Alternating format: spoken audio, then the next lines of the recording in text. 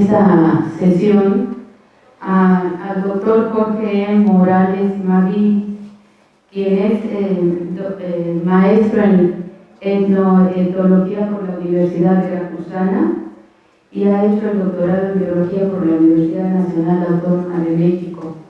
Es académico de tiempo completo en el Instituto de Neuroetología de la Universidad Veracruzana, de donde actualmente es el director. Ha impartido diferentes experiencias educativas de licenciatura y posgrado, como etología, ecología del comportamiento, ecología de poblaciones y ética en la investigación, entre otras. Ha publicado cerca de 40 artículos científicos y 15 capítulos de libros sobre aspectos de historia natural, distribución, ecología y comportamiento de vertebrados silvestres. Ha dirigido 75 tesis de grado y posgrado, ha coordinado 14 proyectos con financiamiento externo en fondos de diversas dependencias e instituciones del gobierno y privadas. Cultiva la línea de generación y aplicación del conocimiento, ecología y comportamiento de vertebrados silvestres. Es miembro activo del Iguana Specialist Group, de la IUCN y del Consejo Consultivo Estatal de Espacios Naturales Protegidos. Ha sido miembro del Sistema Nacional de Investigadores Nivel 1 y cuenta con el perfil PROTEC. Es coordinador del Cuerpo Académico Consolidado de Neuroetología. Pues tenemos el gusto de tenerlo ahora con la plática Ecología y Comportamiento de Tortugas Marinas. Le damos la bienvenida al doctor y los dejo con él. Muchas gracias, doctor.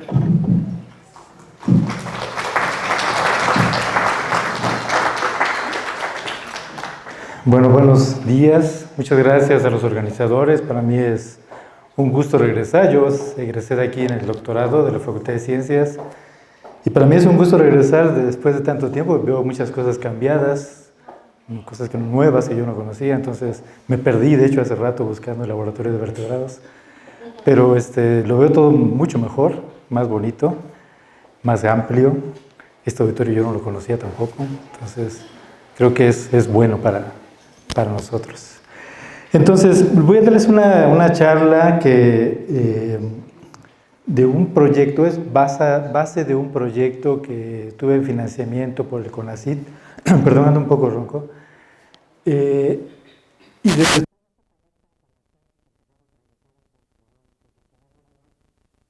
fue que sacamos varios estudios de ecología y comportamiento. Algunos de estos vengo a presentarlos aquí para que ustedes vean qué es lo que estamos haciendo en la Universidad Veracruzana con tortugas. Y bueno, por supuesto hay varios estudiantes o muchos estudiantes. Seguramente puede ser de su interés para hacer tesis, ¿no?, de grado, de posgrado. Entonces para mí en particular va a ser muy importante que lo conozcan, que sepan lo que estamos haciendo.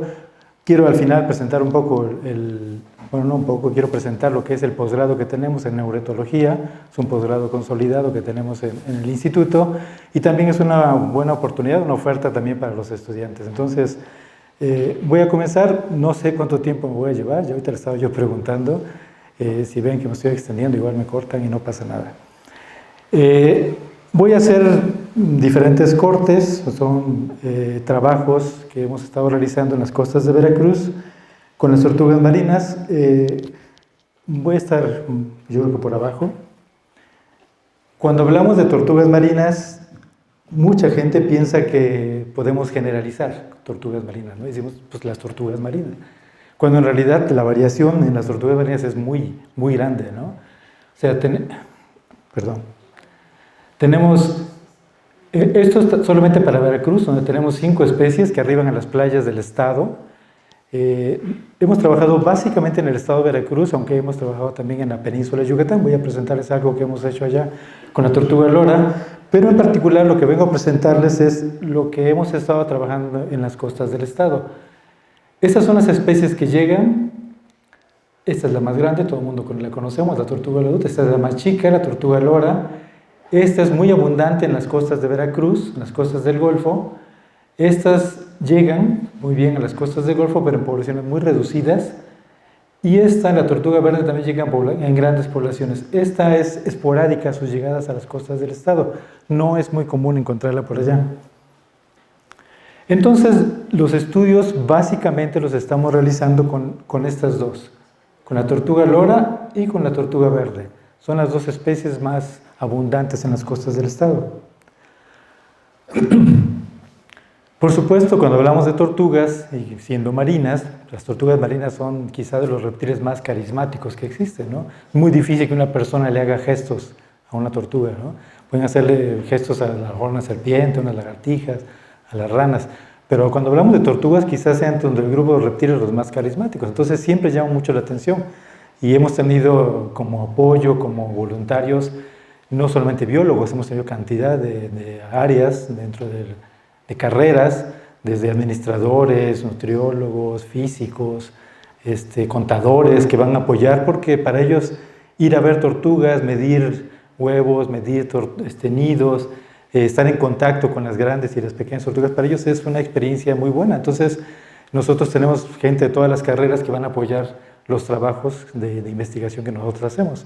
Por supuesto, hay un montón de campamentos tortugueros en el estado, ¿no? Y los campamentos tortugueros generalmente se dedican a proteger los nidos, algunos los llevan a sitios de resguardo y otros los dejan in situ para esperar el nacimiento de tortugas. Simplemente hay un monitoreo de protección, pero hay muchos campamentos en el estado y de esos campamentos son los que nos han apoyado a nosotros para llegar y realizar los trabajos de investigación, algunos de los cuales les vamos a presentar aquí. Por supuesto, cuando hablamos también de tortugas marinas, pues para nosotros estamos hablando de dos sitios, ¿no? Estamos hablando de la zona marítima y estamos hablando de la zona costera, de la playa. Y casi todos los trabajos que existen de tortugas marinas, pues están hechos en tierra, ¿no?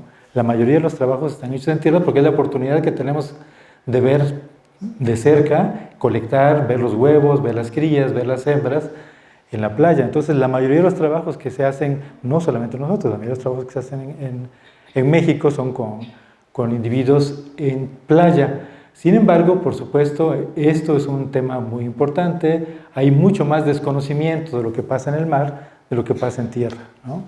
Entonces, nosotros trabajamos aquí, aunque estamos ya, por supuesto, incursionando a este sitio también.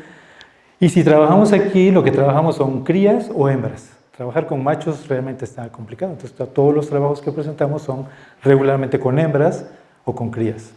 Los machos solamente los vemos cercanos a la costa cuando están apareando y fuera de eso se aparean, se van y ya es muy difícil tratar de encontrarlos. Entonces, los trabajos se realizan básicamente a este nivel. Les decía que para hablar de tortugas marinas no estamos hablando de generalizar que todo pasa igual en las tortugas y decimos esto pasa en las tortugas marinas y en realidad eso no es cierto. La diferencia entre unas y otras es muy grande, no solamente en tamaño, ¿no? Sino en hábitos y en hábitat. Entonces, hablando exclusivamente de la zona terrestre, cuando salen las tortugas y llegan a anidar, cuando salen las tortugas y llegan a anidar, desde ahí comienza una diferenciación conductual en las tortugas, ¿no?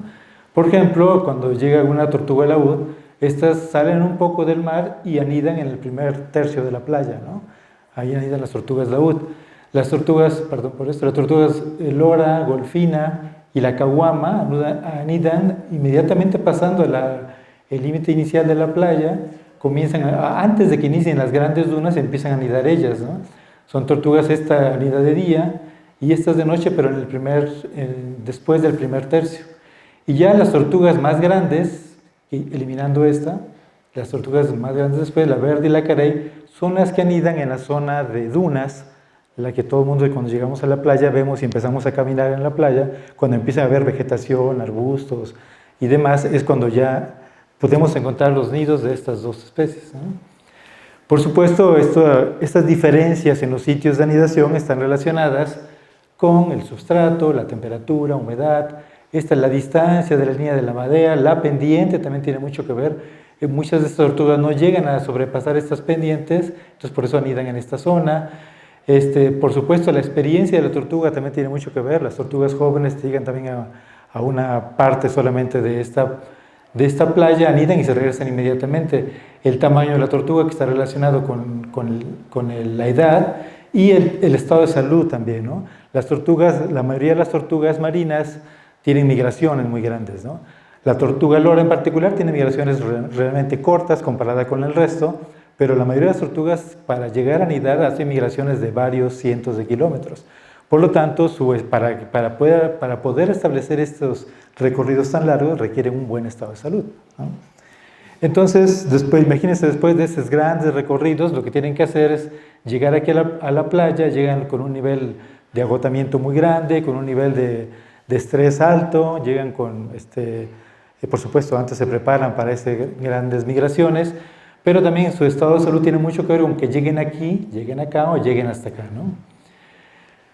¿Qué es lo que puede afectar esto? Pues sí, el estado de salud, malformaciones, eso puede provocar que si anidan mal, si anidan en sitios equivocados, si la selección del sitio de anidación no es el adecuado, puede provocar que los críos, la incubación, la puesta de huevos, resulten dañados, ¿no? en ese periodo de una mal selección del sitio de anidación.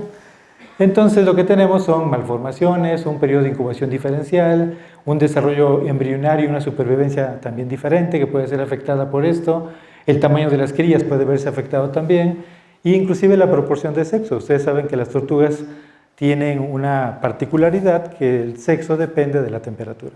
Entonces, cuando la temperatura es muy variable, las condiciones de proporción de sexos son quizás 50-50, 40-60, etc.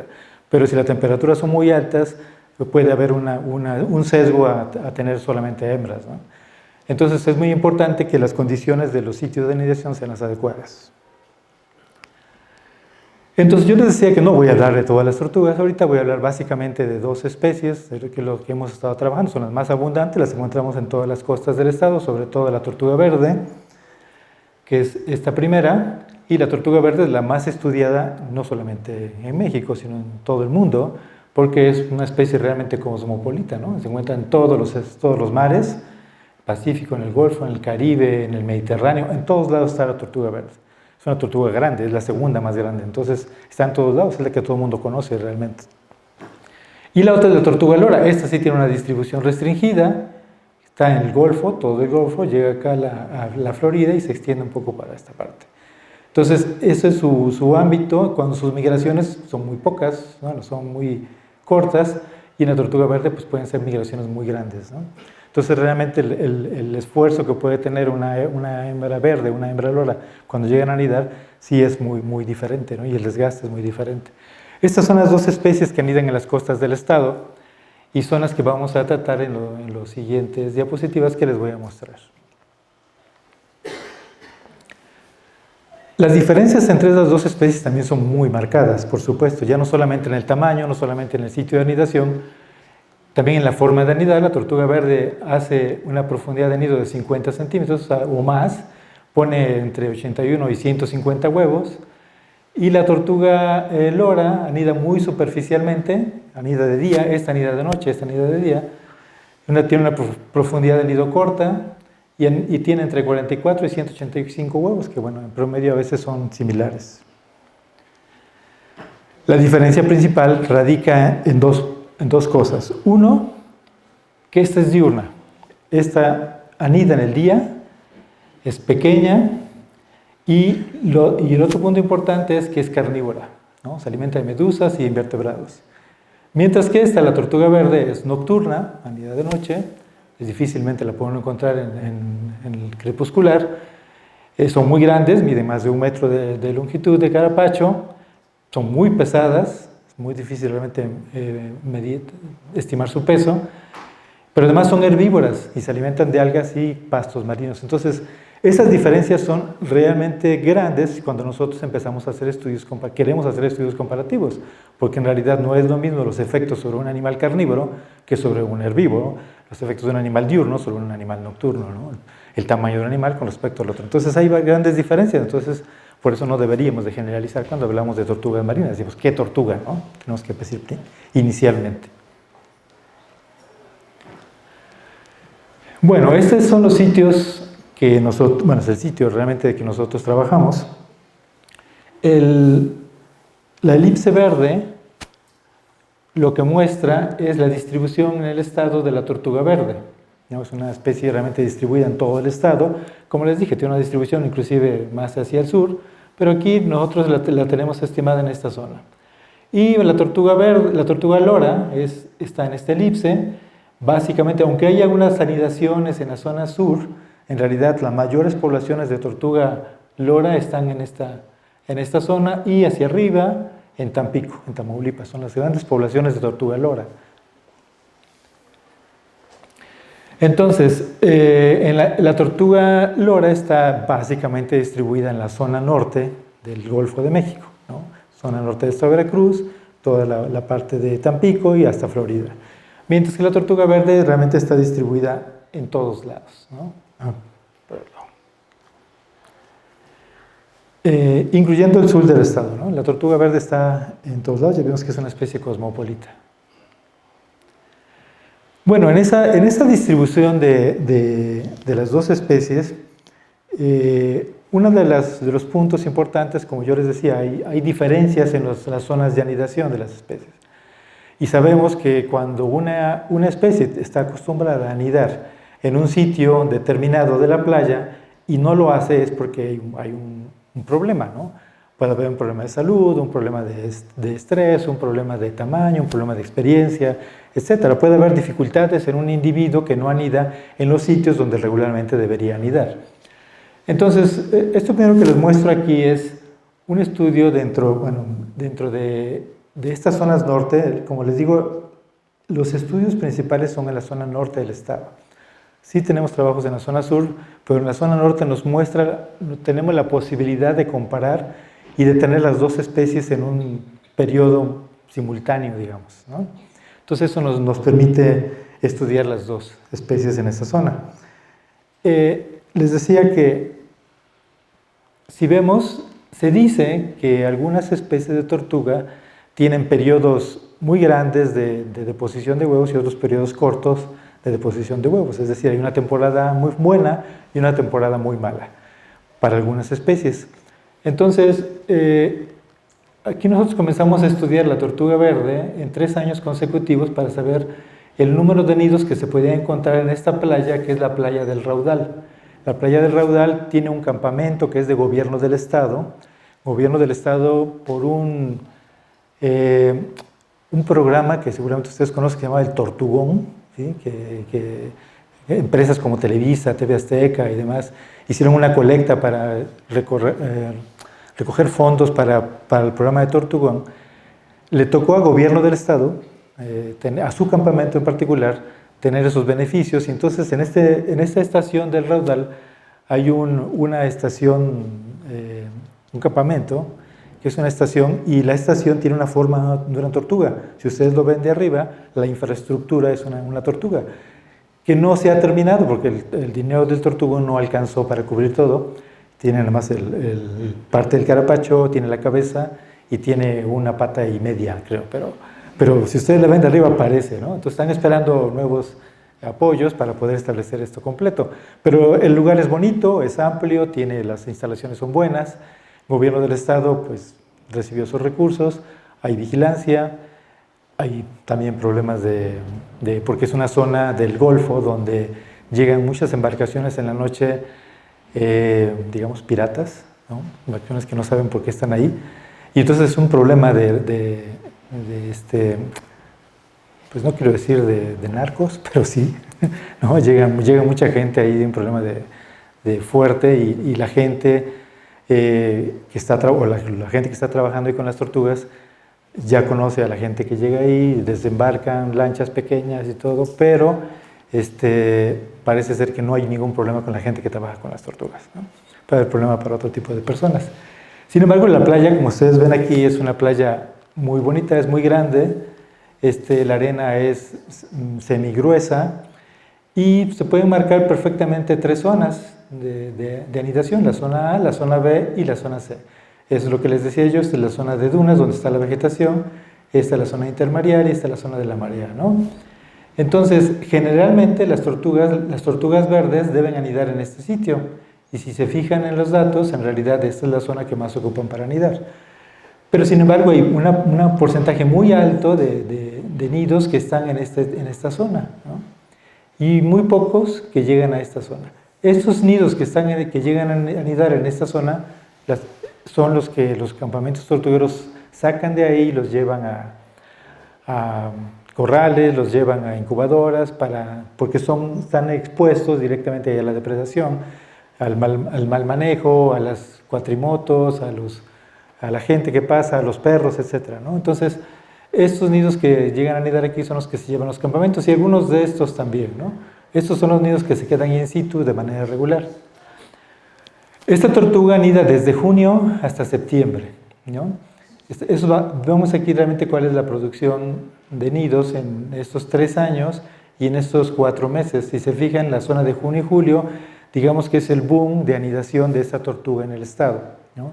Es cuando llegan más tortugas, cuando tenemos además más turismo, ¿no? Y eso sí es un problema de afectación a las tortugas, el turismo, ¿no?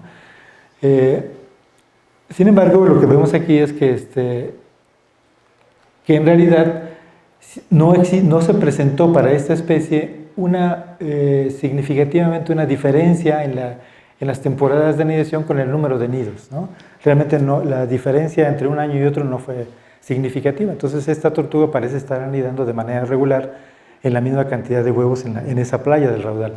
Y esa playa del Raudal se dice, nosotros estuvimos estudiando ahí el número de nidos encontrados en el sitio, y lo que encontramos fue que en esta playa,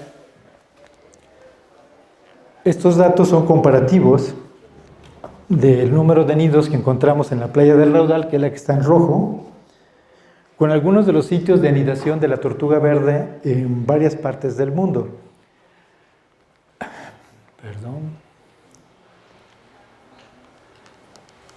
Esta es la abundancia de nidos detectada por diferentes trabajos en diferentes sitios del mundo: Florida, el tortuguero en Costa Rica, algunas partes de México, como Yucatán, Campeche, y algunas zonas asiáticas, ¿no? Entonces, y también en Hawái.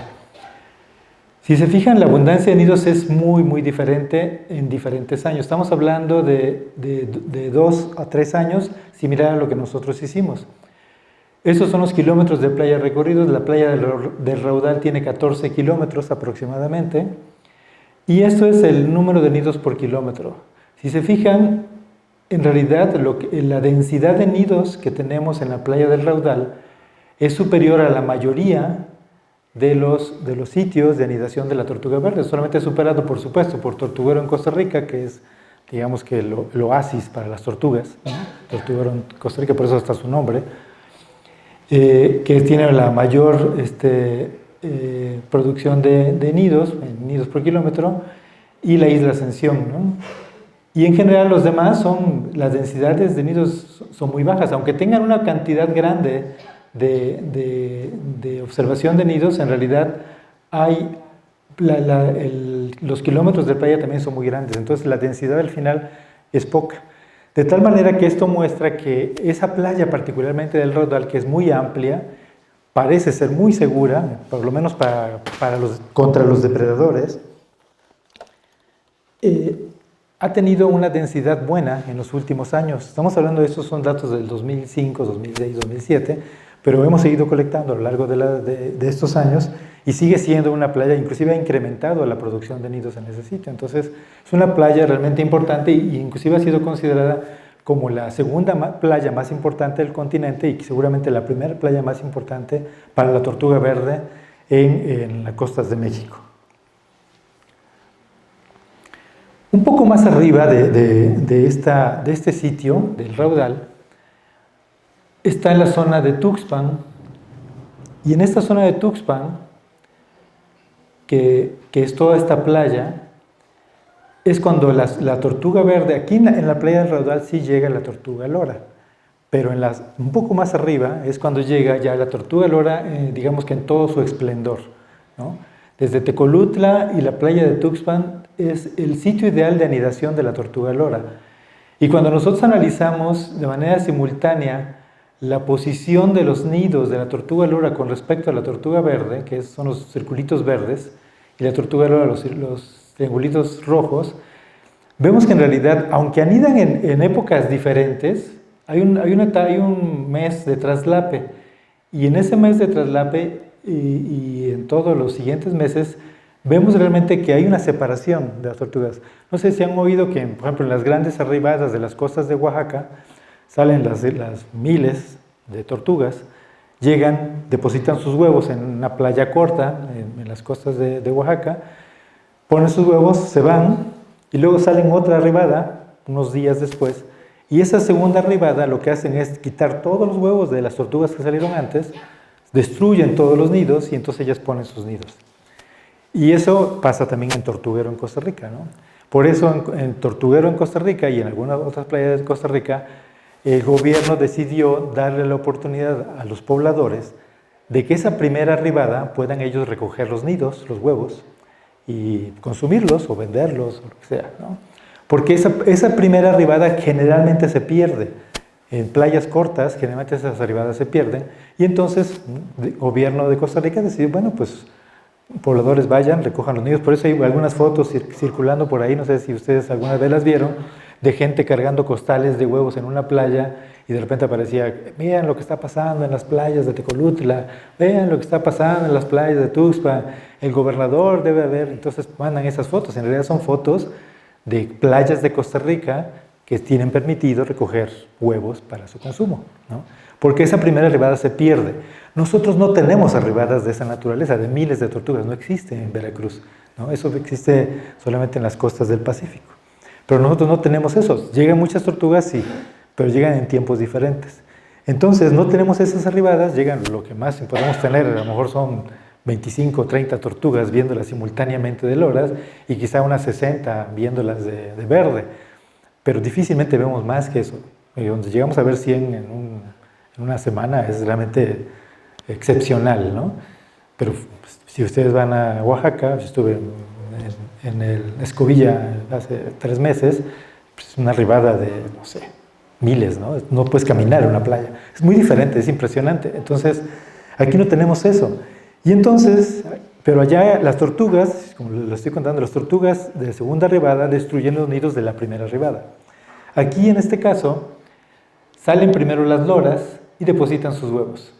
Cuando llegan las verdes, que son tortugas mucho más grandes, el doble del tamaño de una tortuga lora casi, lo que hacen es, no ocupan estos espacios de anidación de la lora, lo que hacen es irse más hacia abajo, pues, con algunas partes, ¿no? Pero en realidad lo que hacen es irse fuera de los nidos, los sitios de anidación de la tortuga lora, por lo cual los sitios de anidación de la tortuga lora sí se vuelven todavía más amplios. La tortuga lora realmente tiene una densidad poblacional muy grande en esos sitios, ¿no? Y eso es importante para esos sitios de anidación comunal de las dos especies. Sin embargo, en la tortuga lora, esta anidación es diferencial, ¿no? Entonces, nosotros hemos estudiado varias playas en esta zona norte, centro-norte y zona centro, y cuando estamos estudiándola y empezamos a medir huevos y tortugas, y hacemos todo esto, en realidad nos damos cuenta que sí hay diferencias en las tortugas que llegan a las 3 playas.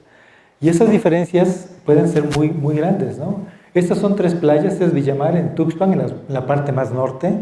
Esto es Tecolutla, que es una zona turística muy grande.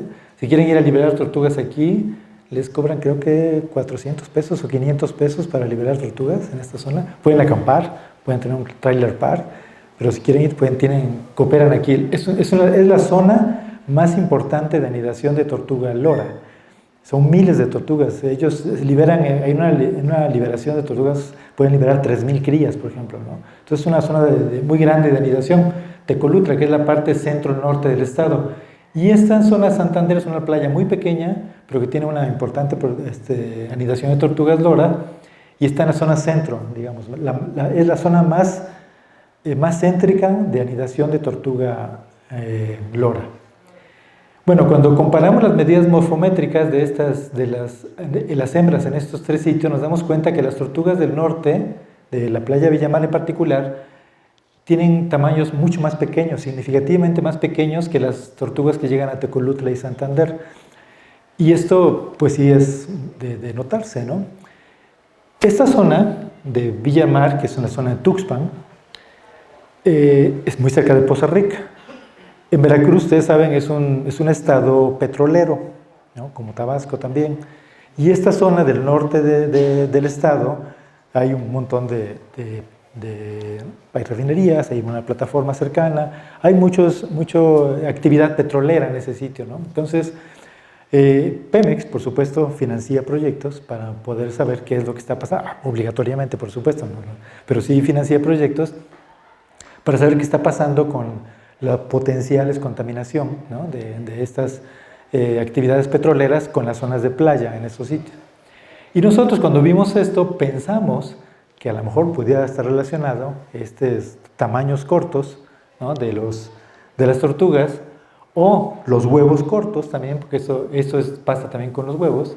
Los huevos de las playas no solamente las hembras son más pequeñas, los huevos son más pequeños. Los huevos de Santander, aunque son tortugas grandes, los huevos son pequeños. Y los huevos y en Tecolutla, les digo, no solamente son tortugas grandes, sino huevos grandes, ¿no? Entonces parece ser que esta playa no tiene mucho problema, pero Villamar parece tener un problema respecto a los fenotipos, ¿no? de las tortugas, ¿no? Tortugas chiquitas con huevos chiquitos. Entonces nosotros nos dimos a la tarea de ver y de tratar de estudiar bajo esta perspectiva de qué es lo que puede estar pasando o estar influyendo, no solamente las partes petroleras, hay una actividad, por supuesto, no hay mucha actividad turística, que eso es lo importante. La actividad turística es más en la zona de Tecolutla, muchísima actividad turística, pero no hay una actividad petrolera. Y Santander ni una cosa ni otra, ¿no? Ni tiene mucho turismo, ni tiene tampoco mucha actividad, no tiene actividad petrolera, de hecho. Perdón.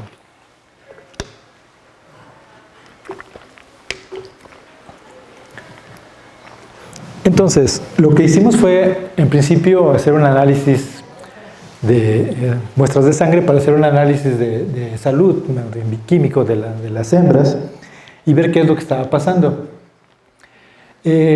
Obviamente es una tabla muy grande que no necesitan ver todas, así que si no quieren. Lo importante es ver aquí qué es lo que está pasando en donde están las diferencias significativas, ¿no? Y lo más importante que es de notar son que las diferencias principales están en esto que todos como humanos a veces nos espanta, ¿no? Que son triglicéridos y colesterol, que cuando nos hablan de eso ya estamos sufriendo, pero en realidad, en general, todos son necesarios, ¿no? Simplemente hay que ver qué es lo que está pasando con ellos.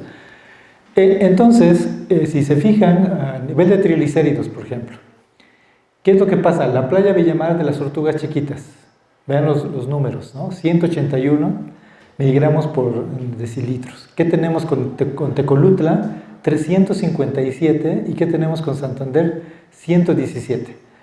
En realidad, el porcentaje, la cantidad, la concentración de triglicéridos es muchísimo más elevada y significativamente más elevada que en las otras dos playas, ¿sí? Entonces, ese es un primer punto. ¿Qué pasa con los triglicéridos, no?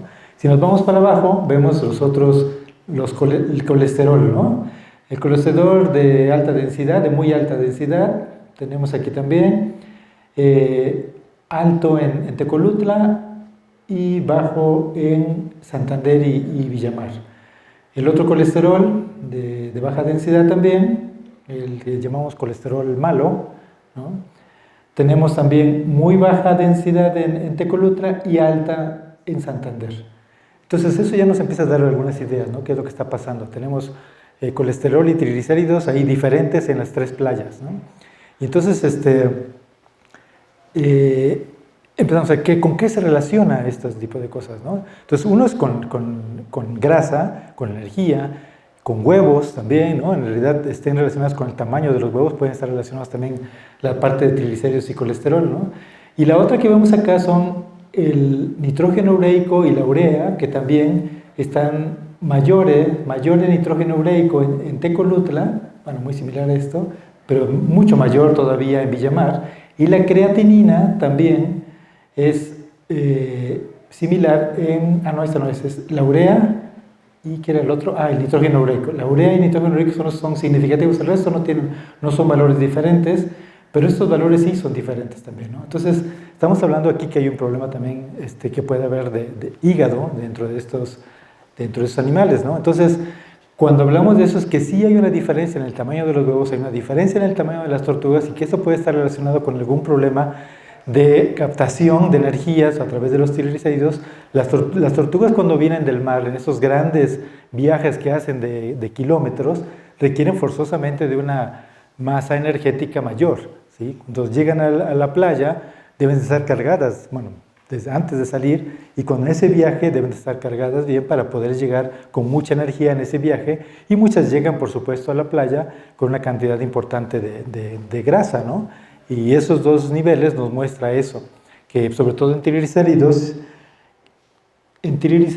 que las tortugas de tecolutras tienen una gran cantidad de triglicéridos, ¿no? A diferencia de las otras. Entonces eso puede estar relacionado también por qué el tamaño de los huevos, por ejemplo, ¿no? Entonces, cuando nos vamos a ver particularmente los parámetros hematológicos, particularmente de la playa Villamar, que es la que decíamos que es la que tiene tortugas chiquitas y tiene huevos pequeños y que tiene triglicéridos bajos, tiene colesterol malo alto, tiene colesterol bueno o bajo, tiene urea y creatinina alta, entonces decimos, algo está pasando en las hembras de la playa Villamar. Y hicimos el análisis de parámetros de hemoglobina, hematocrito, plaquetas, eritrocitos, leucocitos, y en esta playa, y vemos que en realidad es posible, aunque es difícil diagnosticar algo con las tortugas marinas con valores hemáticos, porque no tenemos valores de referencia muy grandes, mucha gente compara valores de referencia con otras especies de tortugas, y como les dije al principio, no es lo mismo Chana que Juana, ¿no? Entonces tenemos que estar realmente con cuidado para decir que los valores son menores o mayores que otras especies que no son del mismo tamaño, que no comen lo mismo, que no viajan lo mismo, etc., ¿no? Y la otra importante, que muchos de los valores que se tienen de referencia en las tortugas marinas, algunos son basados en Estados Unidos y otros en Costa Rica, y muchos están basados en hembras en mar abierto. Y es diferente, ¿no? Esos valores pueden ser muy diferentes, porque estamos hablando de hembras alimentándose en zonas de arrecifes, hembras establecidas o reproduciéndose, y no tiene nada que ver con esas hembras que viajan grandes distancias para depositar los huevos. Entonces, todos esos parámetros tenemos que considerar cuando nosotros hacemos esas relaciones, ¿no? De los parámetros hematológicos con estas condiciones de las tortugas. Entonces, no hay muchos valores de referencia. Por lo tanto, eso nos permite o nos limita para poder explicar qué es lo que está pasando en realidad con estas tortugas. Sin embargo, estos valores que vemos aquí con otra tortuga carnívora también, porque esas son tortugas carnívoras, vemos que en realidad son valores similares, estos encontrados en la playa Villamar, a tortugas careta expuestas a hidrocarburos, y a tortugas queloniamidas, que son verdes, que esas sí son herbívoras, que son debilitadas por fibropapilomas. Estas tortugas también se encontraron valores similares de hematocrito y de hemoglobina, y en ese sentido se decidió que estas tortugas eran anémicas, ¿sí? Entonces podríamos pensar, si lo comparamos con esto, que podríamos estar teniendo en la playa Villamar tortugas anémicas. Pero hay que tomarlo con precaución, como les digo, por estas diferencias en las condiciones de alimento, de hábitos y demás. Entonces, bueno, pero aún así nos da una idea de qué es lo que está pasando. En realidad es un punto rojo las tortugas de la playa Villamar, del norte del estado.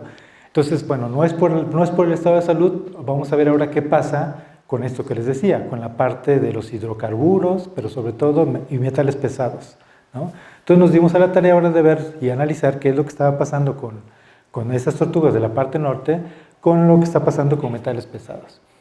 Y hablar de metales pesados, por supuesto, bueno, lo hicimos con las dos especies, con la carnívora y con la herbívora, pues tenemos que pensar cómo una tortuga puede almacenar o contener, meter a su cuerpo los metales pesados.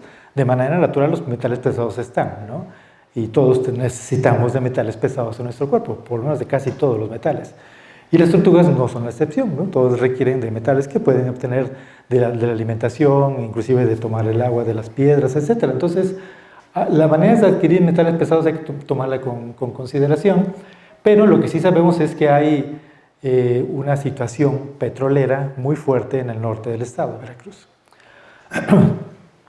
Y otra cosa importante es también, queríamos ver, que eso es el punto importante, queríamos ver si una tortuga con metales pesados podía transmitir esos metales a sus crías, porque finalmente recuerden que estamos hablando de huevos pequeños en muchos casos. Entonces queremos ver si existía esa transferencia materna de los metales pesados, ¿no? Entonces lo que hicimos para este primer estudio que les voy a platicar aquí es la colecta de huevos, y lo que íbamos a hacer el análisis de metales pesados eran huevos, que hicimos por espectrofotometría de absorción atómica, la identificación de metales en los huevos. Por supuesto, con permisos es un problema los permisos para Semarnat. Ahora ya podemos obtener permisos de casi todo, para tortugas marinas, pero inicialmente era un problema tener acceso a una N mayor, un número de huevos, un número de crías, un número de hembras, a obtener sangre, etc. Realmente la protección hacia las tortugas, todas están consideradas en peligro de extinción, ¿no? Aunque no todas están en peligro de extinción, sí están consideradas en peligro de extinción. De hecho, si ustedes van a ver la IUCN, por ejemplo, una de las poblaciones de tortuga que no están en peligro de extinción, paradójicamente, es la tortuga laúd, que es la que casi no llega al estado, y resulta que la tortuga laúd en las zonas costeras del estado, esa población no está en peligro de extinción, ¿no? Entonces está extraño, no aparece en la IUCN así, pero bueno, porque hay poblaciones muy grandes de tortuga laúd en otros sitios, ¿no? Bueno, entonces ya ahora podemos tener permisos para tener más estudios que vamos a ver más adelante. Bueno, entonces para cuando empezamos a analizar los nidos, aquí les digo, los tamaños de muestra a veces son muy reducidos por los permisos, y en este caso nos dio chance de obtener análisis de 2 huevos por nido en 10 nidos, ¿no? Lo cual era una muestra buena, por lo menos para poder establecer qué es lo que está pasando con los metales pesados. Eso es lo que encontramos de metales pesados en las tortugas verde. Recuerden, tortugas verdes herbívoras, ¿sí? Para que lo tengan ahí presente. Nocturnas y herbívoras. Y estos son los metales pesados que encontramos. Fierro, plomo, níquel, cromo, paladio, platino y paladio. En realidad, solamente platino y paladio son metales que nunca habían sido registrados en las tortugas marinas, ¿no? En ningún sitio, ¿no? Todos los parámetros de metales pesados que existen en la evaluación de tortugas marinas en cualquier parte del mundo nunca habían encontrado platino y paladio. ¿Y esto qué tiene que ver, no? Platino y paladio, ¿qué tiene que ver? Sí están asociados muchos, no tanto a las cuestiones petroleras, están asociados muchos a las cuestiones de aguas negras y fertilizantes, ¿no? Y efectivamente, hay muchos organoclorados que existen en la zona de la zona norte del estado que son usados para el cultivo, ¿no? Entonces, sí existe una influencia directa sobre eso. Entonces, en estos 2 metales no se le puede echar mucho la culpa a Pemex, ¿no? Pero puede haber una opción, ¿no? Sin embargo, cuando nosotros vemos los valores de todos los metales, son valores realmente bajos. Volvemos a lo mismo, también para metales pesados no tenemos un valor de referencia que nos pueda ayudar a establecer si esto es bueno o es malo, en tortugas marinas en particular, ¿sí? Tenemos valores de referencias de metales pesados para peces, porque le conviene al humano, porque los peces no los comemos. Para invertebrados, para cangrejos, también tenemos valores de metales pesados. Y sobre eso nos podemos comparar, y si comparamos con ellos, nos damos cuenta que pues, son bajos, ¿no? Entonces no estamos rebasando en los metales pesados de esta tortuga en los valores permisibles reportados en la norma oficial mexicana, ¿no? O sea, sí nos podemos comer una tortuga marina, digámoslo así, pero no sabemos si esos metales en esas concentraciones están afectando realmente la fisiología de las tortugas marinas, porque eso no te lo dice la normatividad, ¿no? La normatividad está hecha para decir que nos podemos o no nos podemos comer un pez, nos podemos o no nos podemos comer un cangrejo, pero no nos dice que si estas concentraciones pueden afectar realmente a los animales, ¿no? Sin embargo, esos fueron los metales que tenemos. Y por otro lado tenemos a la tortuga lora, que recuerden es la tortuga carnívora, ¿no? La que se alimenta de medusas, de todo esto. Y entonces la lista de metales pesados sí es mayor, ¿no? Aquí ya tenemos, aparte del fierro, plomo, níquel, cobalto, cobre, tenemos magnesio, zinc, aluminio, tenemos mercurio, cromo, cadmio y arsénico, ¿no? Entonces decimos, órale, ¿no? Tenemos dos metales que ya eran de ver, que son el arsénico, el mercurio. Ya habíamos reportado plomo, concentraciones bajas, Estos tres, digamos que son los temores de los metales pesados: plomo, mercurio y arsénico, ¿no? Cuando encontramos eso, decimos: oh, espérame, hay que echarle ojo, lupa a todo esto, ¿no? Y entonces encontramos estos ya en la tortuga lora. La mayoría de metales son más metales, y entonces vimos: ok, arsénico y mercurio, ¿qué pasa con estos, no? Todos estos son diferentes a lo que encontramos en la tortuga verde, ¿se fijan? Entonces, si podemos pensar un poco y nos vamos a las cadenas tróficas, vemos que los animales carnívoros tienen mayor posibilidad de ir acumulando, ¿sí?, las concentraciones de metales que están consumiendo los individuos más bajos. La tortuga verde consume hierbas, pero esta consume los animales que están consumiendo las hierbas o que están consumiendo el otro. Por lo tanto, hay una bioacumulación, ¿sí? Y si tenemos una bioacumulación, estamos pensando que a lo mejor por eso estamos encontrando mayor cantidad de metales, ¿no? Y estamos hablando, recuerden, de huevos. Estos huevos, ¿sí? No estamos hablando de tortugas todavía, estamos hablando de lo que estamos encontrando en los huevos de tortugas marinas. Entonces, ¿qué es lo que encontramos? Nosotros quisimos relacionar esto que encontramos en los huevos, porque una vez que sacamos de estos 10 nidos, encontramos los huevos y separamos esos 2 huevos, también medimos el éxito de eclosión de esos nidos, para saber si había una relación entre la cantidad de metales pesados que estábamos encontrando y la concentración con el tamaño de la nidada y el éxito de eclosión. Y realmente, en ese sentido, no encontramos una relación directa, ¿no? Es decir, ninguno de los metales pesados estuvo relacionado con el éxito de eclosión. Este éxito de eclosión en realidad fue bajo, ¿no? Estamos hablando de que la unidad media es de 39 y de Lepidoqueles de 29. En realidad es un éxito muy bajo en general, ¿no? Pero no encontramos una relación directa. Por lo tanto, no podemos definir. Y además, otra vez, todos los metales pesados que encontramos estaban por abajo de los valores límites permisibles, ¿no? Entonces, no pasa nada, los podemos comer las tortugas, ¿no? Entonces, pero sí nos quedó la duda qué es lo que estaba pasando más a fondo con el mercurio y el arsénico. Desafortunadamente, no tuvimos la oportunidad. Quisimos medir mercurio, arsénico y plomo, sobre todo arsénico y mercurio. Sin embargo, no nos fue posible medir el arsénico porque no teníamos en ese momento la lámpara para medirla, y entonces solamente pudimos medir mercurio, ¿no? Entonces hicimos el análisis de mercurio para saber si realmente existía esa bioacumulación y magnificación. Lo hicimos en la tortuga lora, que es la carnívora, y quisimos ver ahora sí, pero midiendo no solamente los huevos, quisimos medir el plasma de las tortugas y medimos también huevos. Y entonces medimos en 2 playas: la playa bonita, la chida, que es Tecolutla, y la playa del centro, que no tenía metales pesados, bueno, no tenía actividad petrolera, para ver si había ahí una diferencia ahora en el mercurio. La verdad, no encontramos diferencias significativas. Ninguna de las variables. Medimos las tortugas, todas sus medidas, para ver si tenían las aletas más cortas, las aletas más largas, el plastrón, la cabeza, el tamaño de las patas, etc. Medimos todo lo medible y la verdad no encontramos ninguna relación en diferencias y relación con la concentración de mercurio. Lo único que encontramos diferencia fue en el diámetro de los huevos, ¿no? Pero en realidad es una variable poco significativa que tiene que ver con la cantidad de mercurio encontrada. Lo que sí encontramos fue una relación en Santander del mercurio encontrado en plasma con el mercurio encontrado en huevos. En realidad sí había una relación directa, ¿no?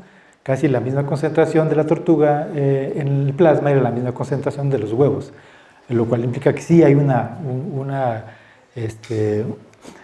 digamos, herencia, ¿no? Hay una transmisión de lo que está pasando en el plasma de las tortugas, lo que tienen las tortugas con lo que está poniendo en los huevos, ¿no? Eso sí es visible con esta correlación que encontramos. Entonces, no se encontró diferencia en las concentraciones de los sitios, pero sí encontramos esta relación, ¿no? Sí podemos decir que en realidad lo que encontremos en los huevos sí es una representación de lo que podemos encontrar en el plasma de las tortugas, ¿no? De las hembras. Entonces, bueno, pues tampoco encontramos, o pues no lo pudimos echar la culpa a lo que estaba pasando con los metales pesados, con el mercurio, y entonces nos pusimos a ver qué es lo que estaba pasando en el nido, ¿no? Porque de repente veíamos que sí había aguas negras, ¿no?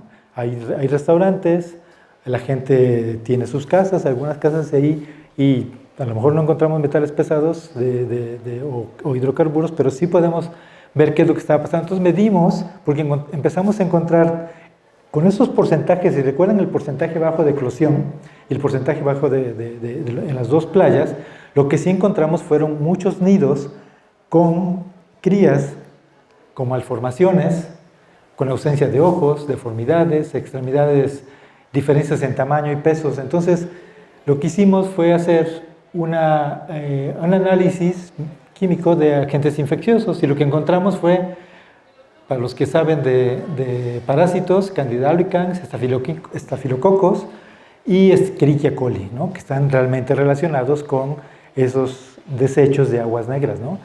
Sobre todo cuando encontramos Escherichia coli, en el 100% de los nidos tenían Escherichia coli. Y eso sí puede estar afectando realmente a lo que pasa en el desarrollo embrionario, ¿no? Es una bacteria directamente relacionada con las heces fecales, ¿no? Bueno, las heces, perdón. Entonces sí puede haber ahí una relación directa con eso, y eso sí puede tener a lo mejor mayor afectación de lo que pueden tener lo que conocemos como metales pesados, ¿no? Bueno, entonces ahí podemos tener un poquito más de idea de qué es lo que está pasando. Por supuesto, eso nos ha dado pie a determinar otros estudios, algunos que están en proceso.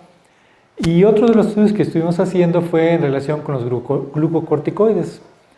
Y lo que quisimos saber es, cuando llegan esas tortugas de estas grandes migraciones, se salen del mar y entran a la tierra, seguramente en esos grandes viajes, tienen un nivel de estrés muy alto. Los niveles de glucocorticoides deben estar muy altos. Pero ¿qué pasa cuando salen de su ambiente? Si están altos en el ambiente, en su hábitat natural, que es el mar, ¿qué es lo que pasa cuando se enfrentan a ese cambio, cuando salen del mar y entran a la tierra? Donde las tortugas realmente son indefensas, ¿no?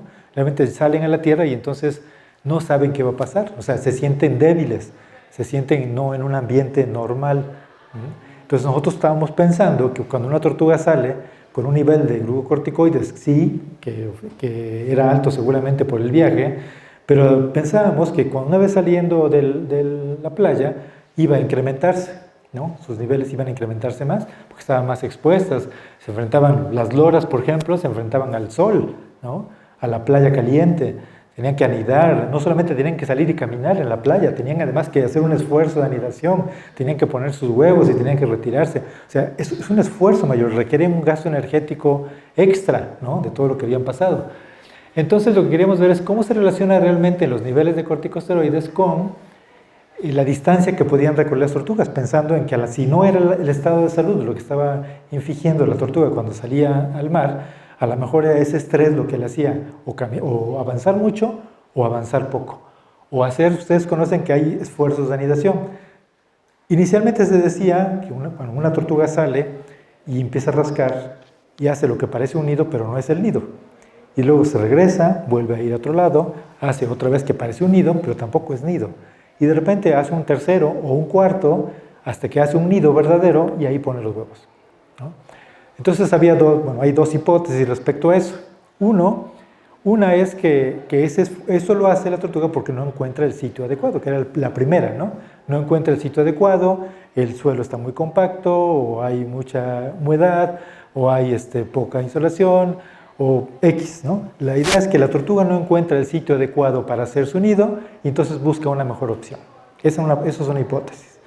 La otra hipótesis es que no es así, sino que la tortuga hace esos diferentes esfuerzos como una estrategia antidepredatoria, ¿sí? Que lo que hace es hacer aquí, hacer acá, y entonces, pues, para los depredadores empiezan a ver y dicen cuál es el bueno, ¿no? Esas son las dos hipótesis que existen y todavía hasta la fecha no queda claro cuál de las dos es la cierta, ¿no? En algunos casos parece ser que sí hay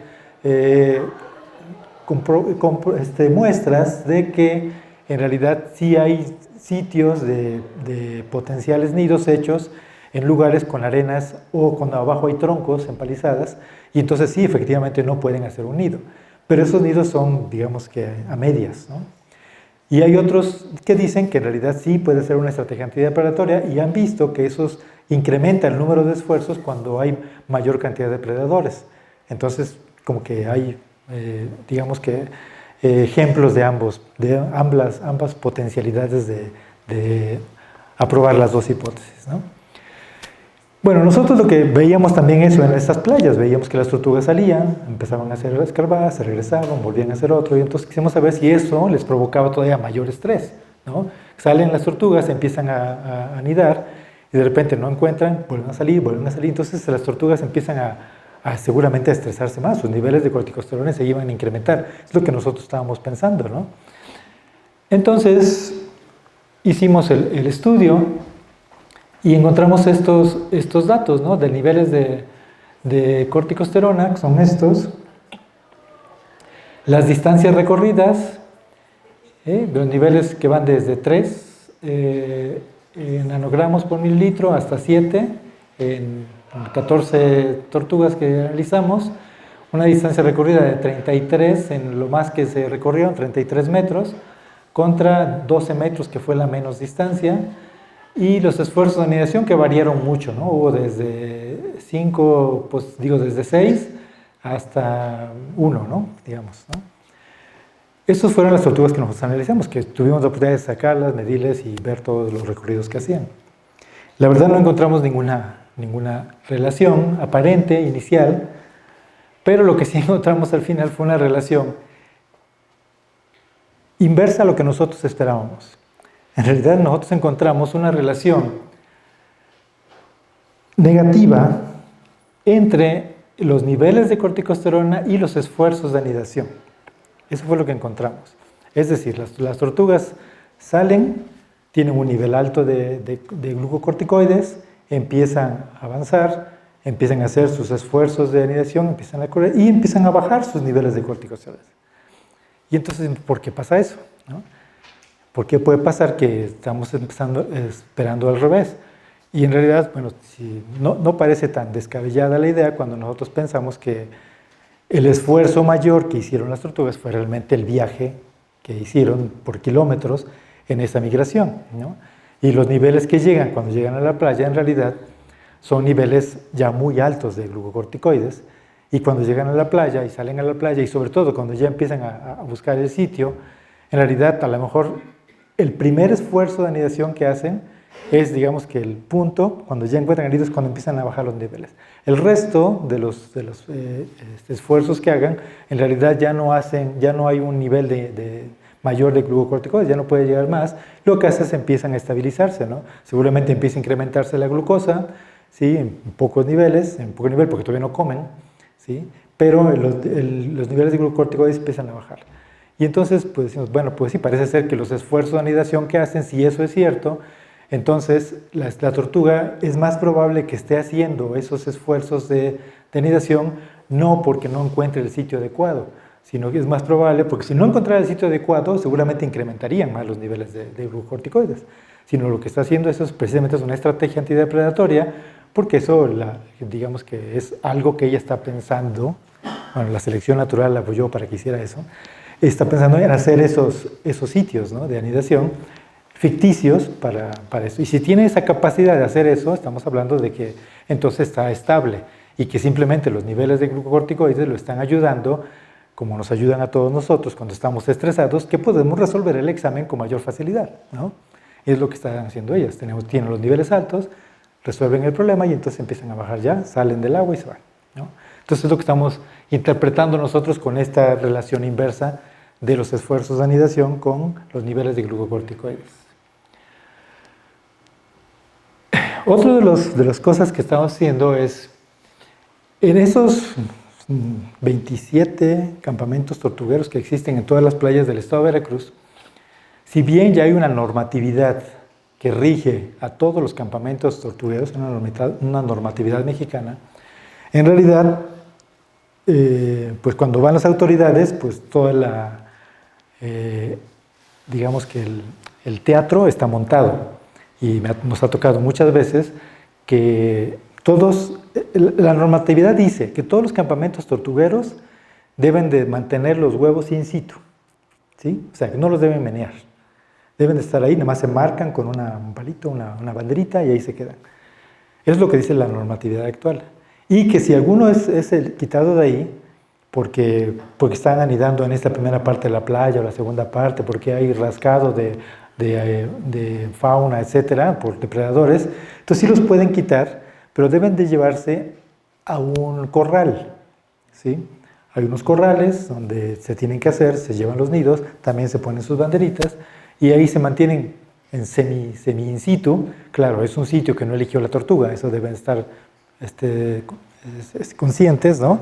No es un sitio elegido para la tortuga, es un sitio elegido por el que maneja el campamento para hacer ese nido. Lo hace similar, sí, el tamaño similar, la forma similar de una olla y ahí deposita los huevos. Pero no es un sitio elegido por la tortuga, obviamente, ¿no? Quizá puede estar en el mismo nivel, en la misma distancia, todo eso sí, pero eso es lo que dice la normatividad. Entonces, en general, todos los campamentos tienen su corralito. Todos los campamentos saben que una vez que nazcan las tortugas, inmediatamente, en la noche o muy temprano, tienen que salir las crías. Eso lo saben, ¿no? Sin embargo, lo que no saben, o sí saben las autoridades, pero se hacen bueyes, diría mi madre, es que hay autoridades, las mismas autoridades del gobierno municipal, del gobierno federal inclusive, pero del gobierno estatal, pues para ellos, como para mucha gente, llegar a un campamento tortuguero sin liberar tortugas, pues ¿a qué voy? ¿No? Y entonces lo que hacen los campamentos es, una vez que nacen las tortugas, con una llamada telefónica que dicen, oiga, voy a llevar a mi esposa, a mis hijos, ¿tienes tortugas? Ah, pues, nacen hoy o nacen mañana. Ah, bueno, yo voy en una semana. Entonces las guardan, las tortugas, no las liberan, las guardan, las mantienen ahí en unas tinitas y ya esperan a que llegue los invitados, ¿no? Eso por un lado. Y por otro, pues como les dije, hay gente en campamentos como en Tecolutla, que es muy bonito el campamento, que cobran, ¿no? Entonces es un ingreso. Entonces lo publican, tienen su página web, entonces pueden entrar y dicen tanto, ahorita está mucha liberación todavía, y pagan 500 pesos, ¿no? Y para un gringo, pues nada, ¿no? Y entonces llegan camiones, muchos camiones, y ellos tienen ahí trailers de parks de muchos extranjeros que pagan por liberar tortugas, ¿no? Y entonces no pueden liberar las tortugas si no tienen a quién liberárselas, a quién cobrar. Entonces tienen que guardarlas también las tortugas. Entonces, ¿qué es lo que pasa? Si de repente llegan las autoridades, esos están escondidos, tienes tu corral, sí, tienes tus banderitas, sí, tienes todo. Pero tienes también un guardadito, ¿no? Que eso es lo que hace para que empiecen a liberar cuando hay eventos de este tipo. Educativos, porque también hay colegios, por supuesto, hay eventos de políticos, ¿no? Y hay turismo, ¿no? Por supuesto. Entonces, ¿qué es lo que pasa? Pues que las tortugas, se sabe que las tortugas no tienen lo que llamamos un frenesí de cría o frenesí natatorio, que no es otra cosa que cuando la tortuga sale del nido, tiene ese frenesí que la tortuga empieza con movimiento, movimiento, movimiento y sale del nido y se empieza a mover, a mover, a mover y tiene toda esa energía rápida para llegar rápidamente del nido, que puede estar a 25 metros como vimos, y llegar rápidamente a la playa, ¿no? Y es lo que hace la tortuga. Si ustedes sacan la tortuga del nido y la llevan a un espacio, la tortuga está todo el tiempo en movimiento, todo el tiempo está en movimiento, y entonces empieza a desgastar, ¿no? Y entonces, eso sí puede ser un problema. Entonces dijimos, ¿realmente qué tan problema puede ser? ¿No? Entonces, hay un estudio, no muchos, un estudio que muestra qué es lo que pasa con las tortugas cuando están en el mar, ¿no? Cuando ya son liberadas después de unos días de estar cautivas, si las pones en el mar, y se ha visto que en realidad sí hay una deficiencia en el nado de las tortugas cuando ya llegan al mar. Entonces, este frenesí natatorio lo que les ayuda a las tortugas es un periodo de hiperactividad, se dispersan rápido por las playas, se alejan rápido de la costa y evitan depredadores, ¿no? Entonces, esto lo hacen porque tienen un saco vitelino. tiene una reserva, ¿no?, de todo esto, que es esto que está aquí. Muchos de los campamentos, antes de la normatividad, lo que hacían los campamentos era decir, no libero la tortuga hasta que no cierre este ombligo, que es lo que le llaman ellos, ¿no? Entonces, ¿por qué decían que esto atraía a los depredadores? Y si ellos liberaban a las crías, si las dejaban ir del nido y las liberaban inmediatamente, con esto abierto, ellos decían que eran presa de los depredadores. Y efectivamente lo es, porque ustedes agarran una tortuguita de esas y ven, es una abertura, ¿no? Es una apertura del plastrón, y en realidad la tortuga huele más, ¿no? Huele más de lo que podía oler si eso lo estuviera cerrado. Eso es cierto, si uno lo huele, imaginen un depredador, ¿no? Lo pueden ser. Pero finalmente es parte del porcentaje que tiene que morir de tortugas, ¿no? Porque no todas quedan así. Pero bueno, era un pretexto muy bueno para que los dueños de los campamentos no liberaran a todas las tortugas, ¿no? Sino mantuvieran a estas hasta que esto se cerraba, ¿no? Y entonces ya las podían liberar. Entonces las mantienen así, en tinas, ¿no? Hasta que el vitero ya quede cerrado. Pero así como el vitero se cierra, así el frenesí natatorio también se va perdiendo, ¿no? Y la energía la van gastando. Entonces lo que nosotros hicimos, y casi a petición de uno de los campamentos y de algunas de las autoridades locales, fue queríamos mostrar si realmente esa retención en cautiverio estaba disminuyendo la actividad de las tortugas cuando son liberadas, ¿no? Entonces, lo que hicimos fue utilizar crías nacidas a 12 horas, 24 horas, 35 horas y 48 horas de nacidas. Las pusimos a dos distancias de la playa, a 5 metros y a 10 metros, tampoco nos fuimos mucho para allá. Y lo que medimos fue latencia al movimiento, tiempo de desplazamiento, distancia recorrida y la velocidad de desplazamiento. Esto es lo que hicimos de manera conductual para ver qué es lo que pasaba realmente con esas tortugas que eran retenidas en cautiverio. Y en principio lo que encontramos fue que hay una relación directa entre el peso de la tortuga y la velocidad. Es decir, pues como pesamos todas las tortugas, vimos que las tortugas más pesadas avanzaban más rápido, ¿no? Eran más grandes y eran más pesadas, pero avanzaban mucho más rápido. Entonces encontramos una relación del peso con la velocidad de desplazamiento. Que bueno, eso no importaba mucho porque finalmente nos mostraba qué es lo que pasaba con el tiempo de retención. Y nos vimos al tiempo de retención. Y entonces la velocidad de las crías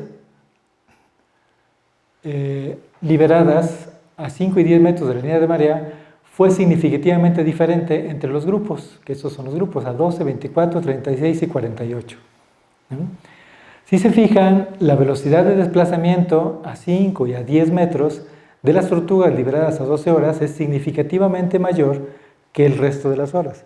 Es decir, las tortugas sí son veloces, pero cuando son liberadas a 12 horas. Después de 12 horas, aunque las liberen a 24, 36 y 48, en realidad no hay diferencia, ¿sí? Eso es cierto, pero sí hay un efecto si no las liberan de manera inmediata. No pusimos de manera inmediata aquí, pero también eso existe. Y porque dice la literatura que 12 horas después de nacida las tortugas tienen el mismo frenesí natatorio, eso sí está documentado. Entonces, por eso quisimos decir, dejamos el punto máximo, lo que estaba reportado. No quisimos hacerlo de manera inmediata porque podíamos tener ese sesgo que la gente nos dijera, no, pues es que también se acaban de nacer, déjalas un poquito. Entonces lo dejamos ese tiempo que dice la bibliografía que pueden mantener todavía el frenesí natatorio. Por eso estamos utilizando 12 horas. Pero si se fijan, hay una diferencia significativa en esto, tanto a 5 como a 10 metros. Entonces, en realidad sí hay un efecto de la retención de las crías sobre el desplazamiento. Y lo mismo, si las dejamos más entre 24 y 48 horas no pasa nada, ¿no? Es lo mismo, pero el principio sí hay una afectación. Entonces quiere decir, la velocidad de desplazamiento de las crías mantenidas en cautiverio por más de 12 horas sí tienen un efecto en su velocidad de desplazamiento. Por lo tanto, si somos estrictos, pueden tener una afectación mayor en el proceso de depredación, ¿no? Los cangrejos las pueden alcanzar más rápido, que es común, las gaviotas también las encuentran más rápido y demás, ¿no? Y no hicimos tampoco, por ejemplo, porque tampoco era ético, hacerlo en el día con la tortuga verde, pero, y ojo con esto, si alguna vez van a una liberación de tortugas en cualquier campamento, que no las liberen en el día. Tienen que liberarlas o en la noche o en la madrugada, sin el sol en pleno. Y eso también lo hacen muchos campamentos, ¿no? Pero lo cual es un problema mayor. Y no es ético para hacerlo de manera experimental, por supuesto, pero sí es un problema también que existe todavía en los campamentos. Bueno, conductualmente también ustedes saben que existe, o lo que se ha denominado, el natal homing. Natal homing se le dice al comportamiento de las tortugas que nacen y regresan al mismo sitio donde nacieron. Entonces se dice que este comportamiento se da porque las tortugas tienen este sistema olfatorio que les permite recordar, ¿no?, lo que está pasando. Entonces, eso no ha sido probado, ¿no? No ha sido probado que realmente las tortugas estén recordando. Lo que sí es un hecho es que están regresando a los mismos sitios, ¿no? Y es muy probable que ese recordatorio olfativo esté básicamente, o la memoria olfativa esté básicamente al final, porque tendrían que recordar en la última fase, ya cuando ya salen a la arena, en ese momento se abre el despliegue de olores de lo que era la arena donde nacieron.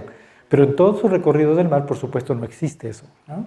En el recorrido del mar no pueden estar oliendo la playa que está allá. El recorrido del mar se hace a través de otros diferentes medios, que ya sabemos, ¿no?, que tiene que ver con, lo que tienen las tortugas para desplazarse a través del magnetismo, ¿no?, que es otra cosa.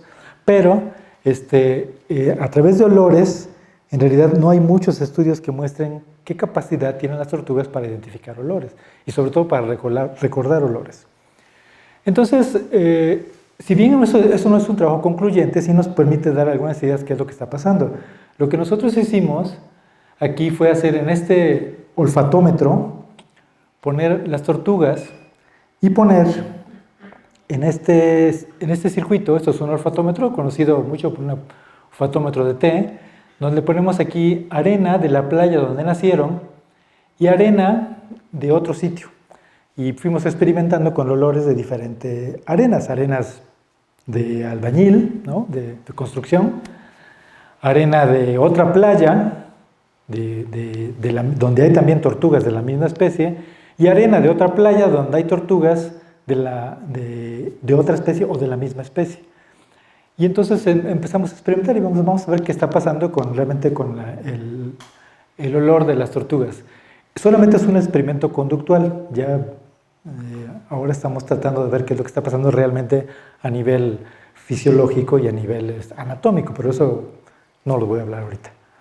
Ahorita vamos a ver solamente la parte conductual, y entonces en la parte conductual, con este cortito experimento, lo que vimos es que en todos los casos, las crías de tortuga, aquí estamos hablando de la tortuga verde, cuando le pusimos la arena de su propio nido, no la prefirieron sobre arena de un nido de la otra especie, de la playa Villamar. Esta arena de esta especie la recogimos en época de anidación de la tortuga lora, cuando la arena estaba en su pleno, los olores de tortuga lora eran muy fuertes, y entonces pusimos esta arena. Y resulta que las crías de Chelonia midas pues prefirieron ir significativamente más hacia el olor de la playa de Villamar. Cuando le pusimos el olor de otra playa, también con una mayor proporción y densidad de tortugas, que es la playa del Raudal, que fue la de las que les hablé al principio, también las tortugas, estamos hablando de la playa de Santander, ¿no?, de las tortugas eclosionadas de la playa de Santander, la playa chiquita que les decía al principio. Y entonces estas tortugas también prefirieron ir más, significativamente más, hacia la arena de la playa del Raudal. Y cuando vimos con Lepidopteris kempi, que es la tortuga lora, también pasó lo mismo. Prefirieron ir a la playa del Raudal que a la arena de su propia playa. Entonces dijimos, pues parece como que aleatorio eso, o sea, ¿por qué está pasando esto, no? Y en realidad lo único que vimos, no lo traje aquí porque no encontré la diapositiva, y nosotros hicimos un análisis de identificación de olores para ver qué es lo que estaban oliendo realmente las tortugas. En realidad las diferencias no son muchas, lo mismo huele una playa de lo que huele otra, ¿sí? Entonces, pues, digamos, tendría que ser aleatorio. Pero lo que sí encontramos es que la concentración de olor de las playas estas, sobre todo la del Raudal, la concentración de olor de la playa del Raudal era mayor, no significativamente mayor, pero sí era mayor, por lo menos una tendencia mayor, de lo que tiene la concentración de las playas donde nacieron las tortugas. Entonces, con estas, nosotros estamos sugiriendo que lo que está pasando es que las tortugas están prefiriendo la playa que huele a tortuga, o que huele más a tortuga, ¿no? Independientemente de qué tortuga sea, ¿no? Porque vimos que pueden ir a la otra especie, pueden ir a su misma especie, pero sí están yendo a lo que tiene un olor, una concentración mayor de olores de tortuga. Entre otras cosas más, porque las playas huelen a un montón de cosas, ¿no? Entonces es difícil realmente identificar, pero lo que vimos fue simplemente eso. No es concluyente, por supuesto, pero sí muestra conductualmente eso. Por eso hay que hacer muchísimos más experimentos para ver qué es lo que está pasando. Bueno, de lo último que estamos haciendo, ya casi para terminar, porque creo que ya me llevé un buen rato. De lo último que estamos haciendo, voy a pasar aquí nada más dos cosas más. Uno es esto. Seguramente ustedes conocen a Richard Bock, ¿no? Un gringo, investigador, tortuguero, especialista en tortugas, que estuvo trabajando en la UNAM mucho tiempo, en el Instituto de Biología, estuvo en la Estación de Biología de los Tuxtlas, y él ahora está en Brasil, en el Instituto de Pesquisas de Amazonia. Allá anda Richard. Y él un día se le ocurrió, leyó que las tortugas vocalizaban, y él y una de sus alumnas dijeron, pues a ver, vamos a grabarlas, ¿no? Las tortugas del Amazonas.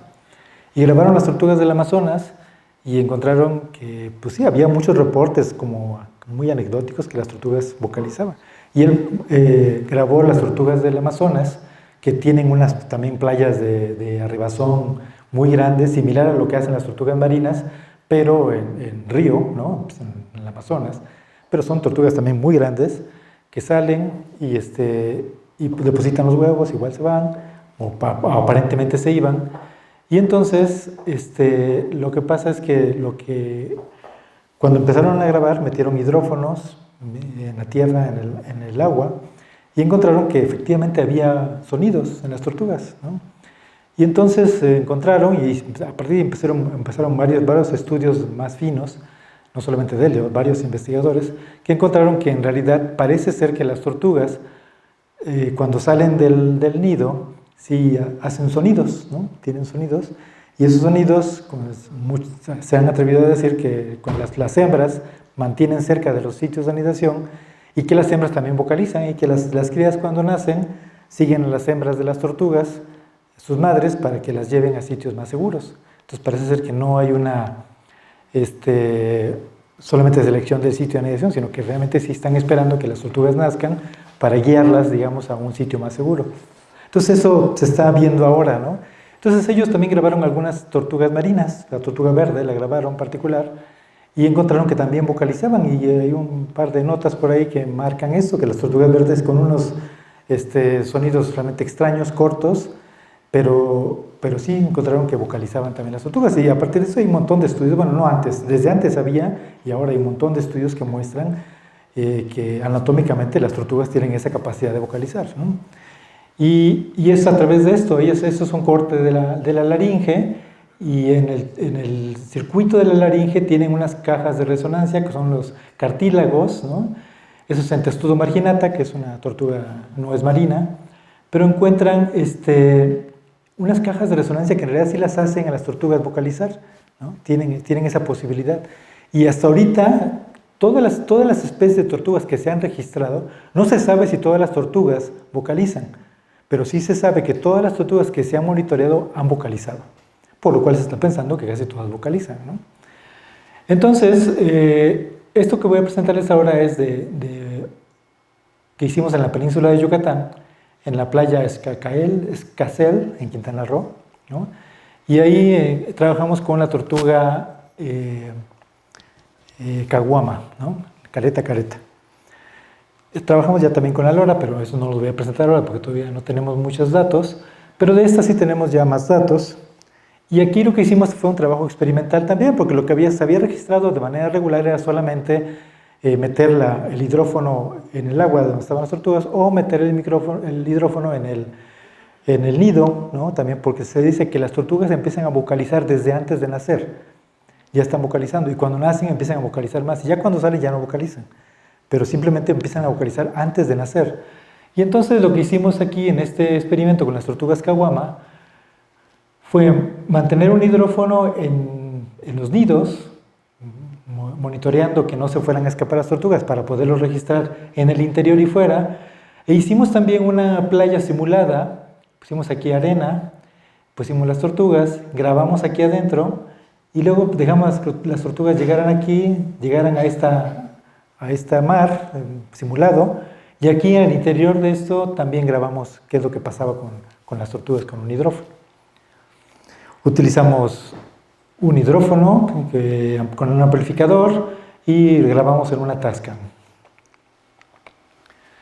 Y lo que encontramos fue bien interesante, ¿no? Encontramos, sí, muchas vocalizaciones de tipo armónicas y no armónicas.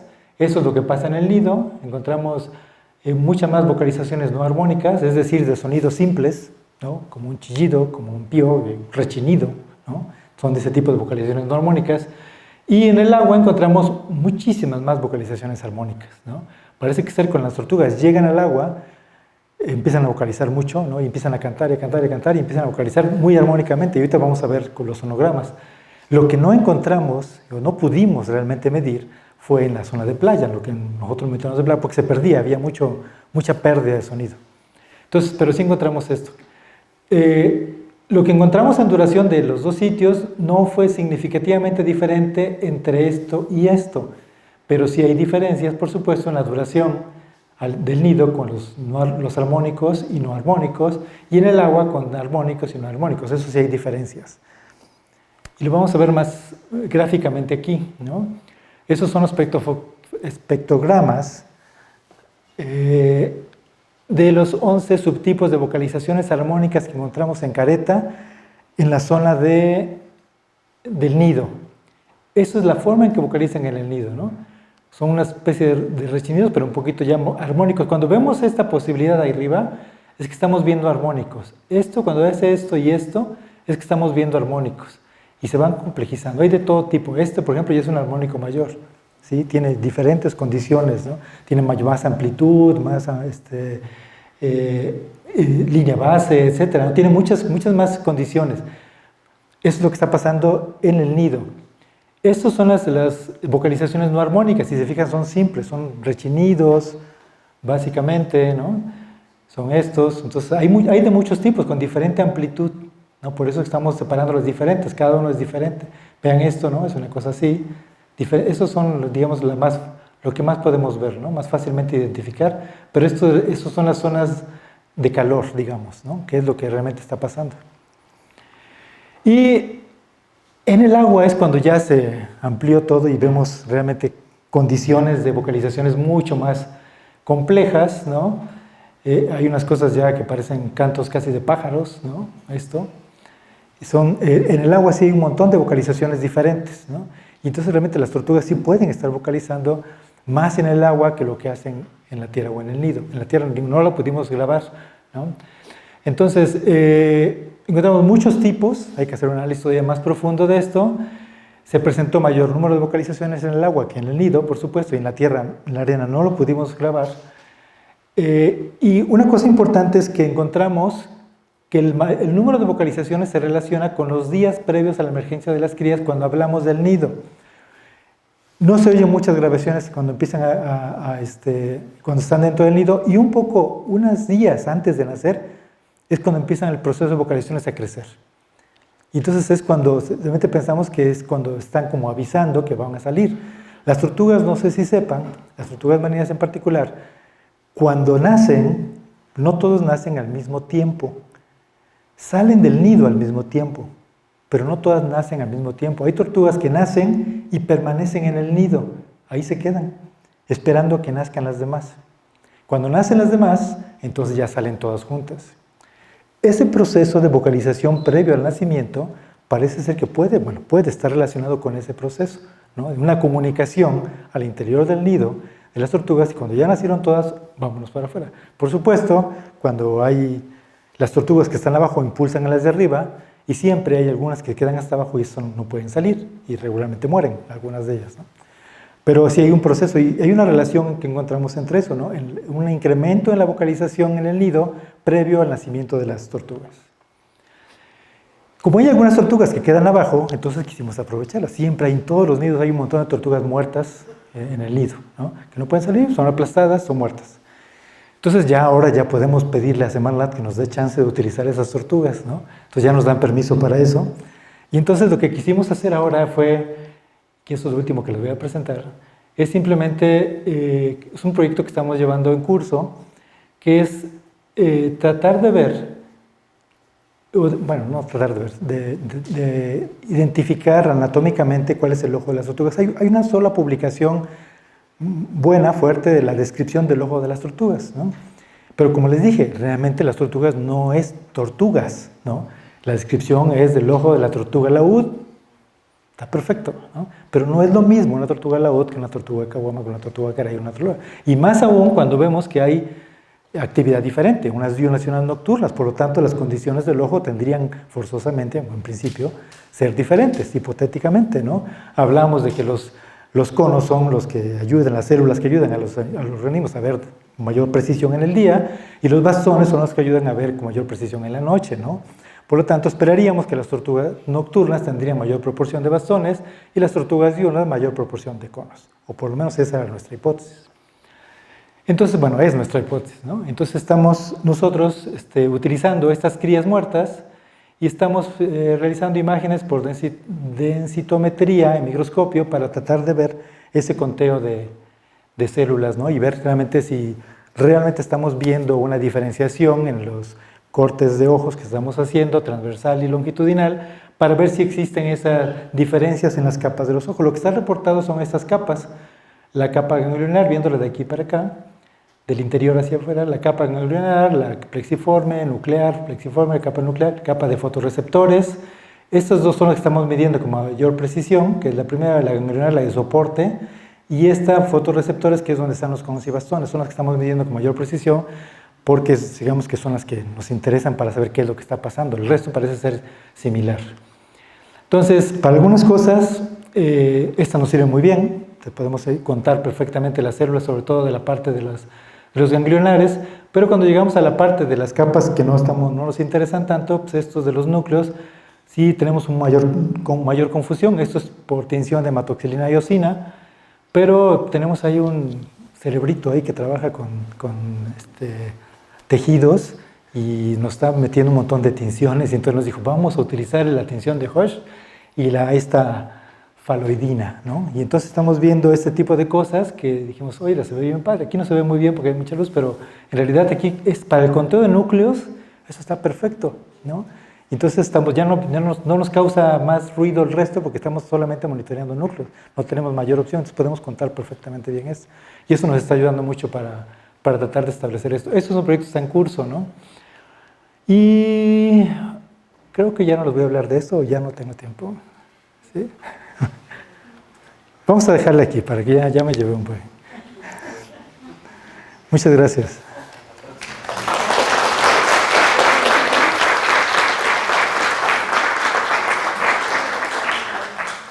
Muchas gracias al doctor. Y tenemos 5 minutitos de preguntas. Si alguien quiere hacer algún comentario, alguna pregunta, adelante. Les dije que al final les voy a pasar la publicidad de esto para el que quiera. Oiga, doctor, disculpe, en relación a lo que dijo sobre las crías, que a lo mejor las madres pudieran estar esperándolas para guiarlas, esto es en tortugas de agua dulce, no en las marinas. No, en las marinas es más difícil porque los sitios en las tortugas del Amazonas pueden estar ahí forrajeando sin problemas. Pero aquí las tortugas se van a la parte de arrecifes. Una vez que depositan los huevos, pues tienen que irse a comer porque tienen mucho tiempo sin comer, porque los huevos utilizan la cavidad abdominal, entonces no comen, ¿no? Entonces tienen que ir inmediatamente, se van a los arrecifes, ¿no? Entonces es más difícil. Están con los estudios satelitales, en donde están viendo la migración y el movimiento de las... Estamos viendo movimientos migratorios cortos, porque estamos poniendo placas satelitales en tortugas, sobre todo lora y en verde. Estamos poniendo placas satelitales para ver movimientos, pues más o menos cortos, ¿no? Es muy caro el procedimiento, estamos poniendo 5 placas y ya es mucho, ¿no? Porque cada placa cuesta mucho.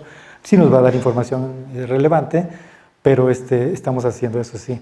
Y otra cosa importante es que podemos también saber cómo está moviéndose también por satélite, podemos ver las condiciones de clorofila A de diferentes sitios arrecifales. Y con las condiciones de clorofila A podemos saber dónde hay, por ejemplo, mayor cantidad de plancton o de fitoplancton, más condiciones de medusas, etc. Y creo que eso también nos puede dar una idea hacia dónde se están yendo las tortugas, ¿no?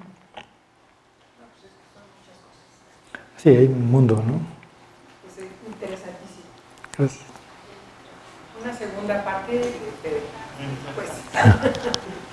Con respecto al experimento de olfato de tortuga para elección de como playa, ¿se tomaron en cuenta como la playa sana? O sea, si no había tantos contaminantes, o fuera de que llega a tortuga o no, caracterizar esa parte de contaminantes para ver si también las tortugas podían preferir una playa más sana o arena más sana.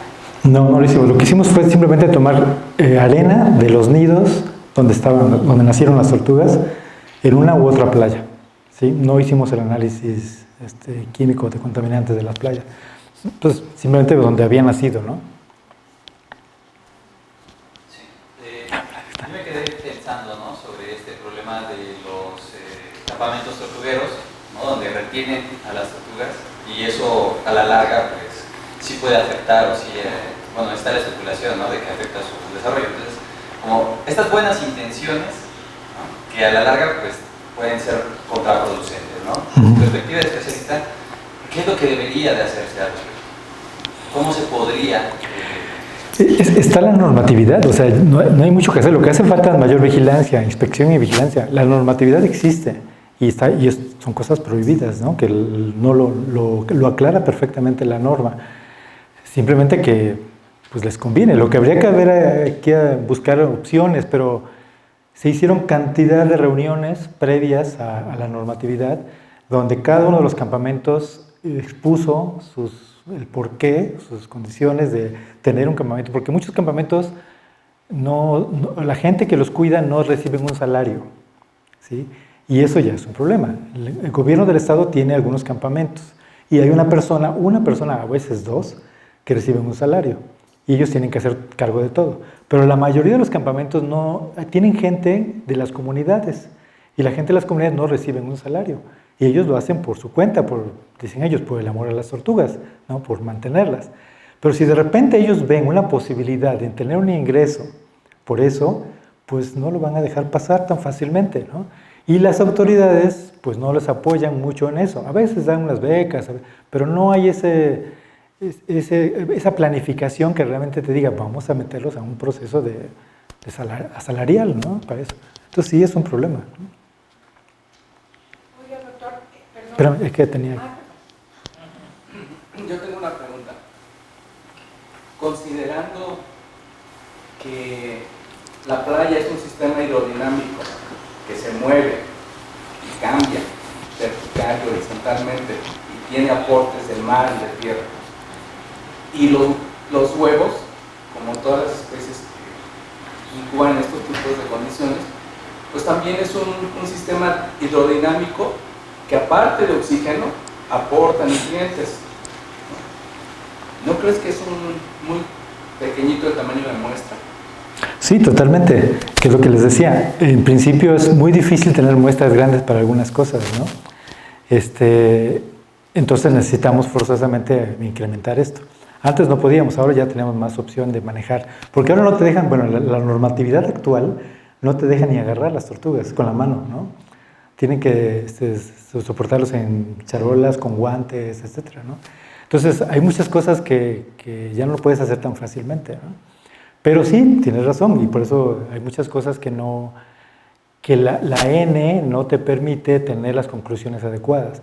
Por eso algunas revistas no te las publican, inclusive, ¿no? Te dicen, no, necesitamos una proporción mayor de esfuerzo, ¿no? Y tienes razón. Y yo pensé que ibas a irte más a la parte de esa dinámica, no permitiría a las tortugas llegar a oler lo mismo que tenían cuando eran chiquitas, ¿no? Que en realidad tienes razón. Y por eso sería un aporte más al pensar que no huelen a ellas mismas, huelen a tortuga, ¿no? En general. Pero sí, tienes razón. Ahora sí. Ahorita toda la problemática que está habiendo en el Caribe, y ahorita ya la península de Yucatán, no sé si esté llegando a Veracruz, con respecto a lo del sargazo. Está habiendo una situación muy difícil. Las tortugas están tratando de salir a nidar, no pueden brincar esas dimensiones de algas, y las que sí brincaron y anidan, ahora las tortuguitas que hayan crecido, el que se regresen al mar, se enredan en las algas. Entonces, yo platicaba con unos biólogos de Cancún y decían que estaban tratando con maquinaria quitar una franja de sargazo para que pudieran tener pues, un puente, un camino para poder accesar al mar. Pero al meter maquinaria no compactan la arena y entonces modifican también la cuestión de eclosión de los huevos. Sí, pero también si no lo hacen, pues, ¿qué va a pasar, no? Entonces, realmente es un arma de dos filos, ¿no? Pues, entonces tienen que equilibrar ahí qué es lo que va a pasar. Sí, es un problema. Sí, es un problema. ¿Y a Veracruz no llegaron? No. Hay un montón de derrames a cada rato, ¿eh? Sí. Derrames hay todo momento. Y en el río, ¿ves? Pues no, a veces no son en el mar, son en el río, pero llegan al mar, ¿no? Pues pasa. Con respecto a lo de la liberación de las crías, mencionaba que es bueno liberarlas en la mañana o en la noche, pero su estado de frenesí de las tortugas dura aproximadamente 8 horas. Si nacen en la mañana y nos esperamos hasta la noche, no, si nacen en la mañana hay que liberarlas en la mañana. No, por supuesto, bueno, pero si nacen al mediodía, 2 de la tarde, cuando el sol difícil, está un poco más alto. Pero si nos esperamos hasta la noche... No nacen al mediodía. Es muy rarísimo. Bueno, o sea, lo menciono porque un caso. En caso de que nacieran en la tarde. O sea, ¿cómo esperarnos de la noche si su estado de... No, las tortugas tienen esa particularidad de son inteligentes. No nacen al mediodía. Imagina, sería realmente mortal para ellos nacer al mediodía. Salen, pero sí, pero no. Salen, esperan, y por eso les digo, se quedan ahí, esperan a que las condiciones de luz y humedad sean más bajas. No salen al mediodía. Encontrar un nido de tortugas al mediodía es muy raro. Lo más temprano que hemos encontrado quizás sean 4, 5 de la tarde, 5 y media de la tarde, que pueden empezar a nacer, pero no, entre las horas de las que serán 11 y 3 de la tarde, no vas a encontrar unas tortugas naciendo, ¿verdad? Entonces, por eso tienes que estar cerquita de la noche. Estamos hablando de los campamentos, ¿no? Y los campamentos, pues seguramente ahí luego hasta los rascan ellos. Cuando ven que están pasando las fechas de nacimiento, ellos los rascan, porque puede pasar, como son nidos que no hicieron las tortugas, sino que lo hicieron ellos, puede pasar que no lo hayan hecho bien, que lo hayan hecho mal, y entonces ellos en los corrales van y rascan el nido. Cuando llega la fecha, rascan para ver que hay tortugas ya a punto de nacer. Y luego lo que hacen es que como no pusieron la capa de arena que la hembra puso, sino que pusieron más, entonces puede ser que ellos hayan metido un error ahí, ¿no?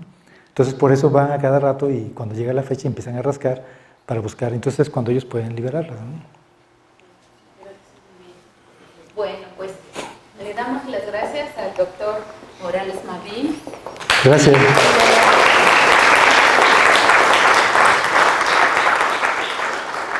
Y los esperamos el próximo 4 de septiembre con una plática muy interesante, seguramente a muchos los va a atraer, que es la biología y comportamiento del lobo gris, a cargo de Jorge Servín, un especialista de la UAM Xochimilco. Entonces los esperamos el próximo 4 de septiembre y nos vemos. Muchísimas gracias, doctor. Gracias.